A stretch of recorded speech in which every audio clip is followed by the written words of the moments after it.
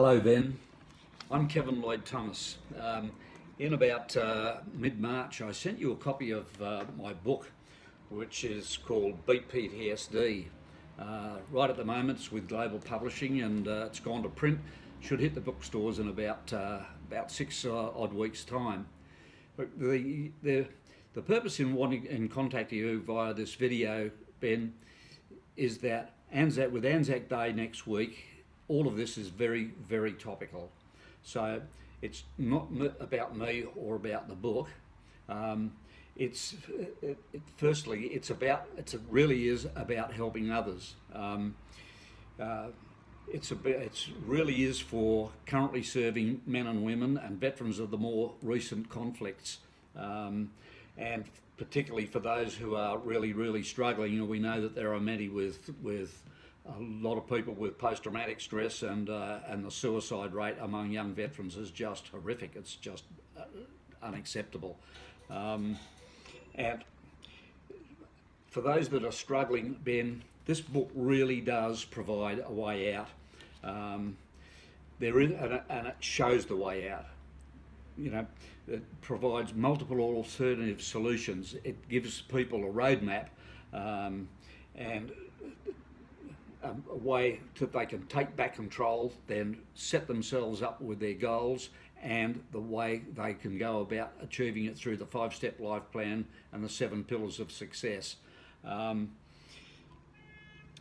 the second point, Ben, is that I would like to endeavour to get on the most appropriate seven network programs during that Anzac week, so that we can maximise the opportunity to make people aware that this kind of information is available, so that they can learn how they can take back control of their life. And Ben, it will make a massive difference in the lives of a lot of people. And the third thing, Ben, is about the future.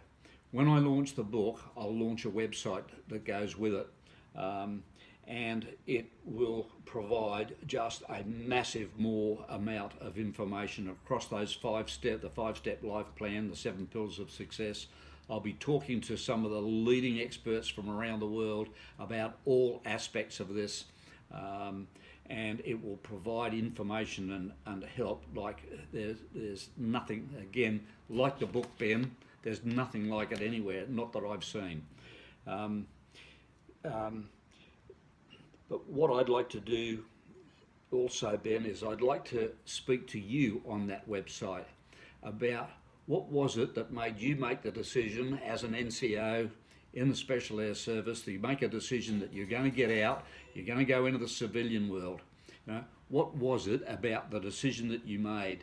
And what was the plan that you put in place? How'd you go about executing that? Because other people will be able to learn from that. You're a perfect example. I'm talking to guys like Damian Tomlinson.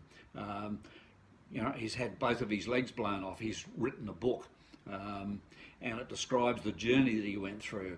How did he go about doing the things that he did to achieve the life that he now leads? The same thing with Curtis McGrath.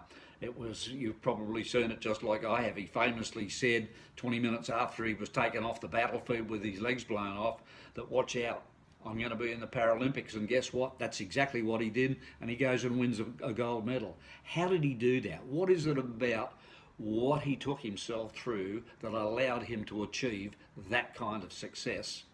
In the US, I'm talking with Staff Sergeant Travis Mills. Travis is one of the very few people who's lost both arms and both his legs. And what he's doing with the Travis Mills Foundation, Ben, is absolutely astounding. How do people do that?